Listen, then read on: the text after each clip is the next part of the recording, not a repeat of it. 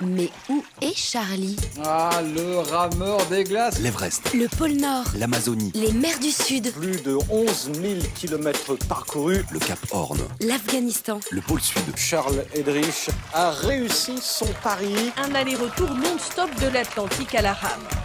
Où est Charlie? Aujourd'hui, je suis à San Pedro de Atacama, au nord du Chili, depuis le 12 janvier 2015. C'est un petit village de 5000 habitants en plein désert, à 2400 mètres d'altitude. Le village est dominé par 2 sommets volcaniques frôlant les 6000 mètres. L'Atacama est le désert le plus aride. Il abrite les endroits recevant le moins de précipitations au monde. L'extrême pureté du ciel, l'altitude, l'absence de pollution lumineuse en font le meilleur endroit pour observer les étoiles. Les paysages sont à couper le souffle, mais pour Sylvain Bazin et moi, l'observation et la contemplation ne nous font pas perdre de vue la raison de notre présence ici. Nous sommes là quelques jours pour reconnaître, préparer et tester le matériel pour notre prochaine expédition.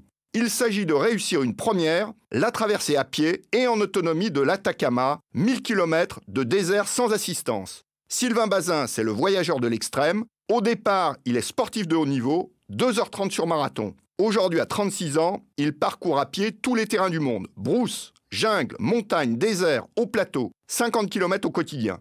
Nous devons traîner chacun une remorque de 120 kg avec principalement 80 litres d'eau douce, de nourriture et de matériel.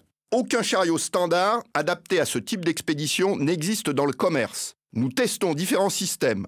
Une brouette à 2 roues avec des bras rallongés, un caddie de golf particulièrement solide, une planche à roulettes tout-terrain, une petite charrette, un fauteuil handisport en titane. Finalement, l'engin qui semble présenter le meilleur compromis, solidité, légèreté, capacité pour être tiré sur des terrains variés et accidentés, c'est un char à voile pour enfants à 3 roues.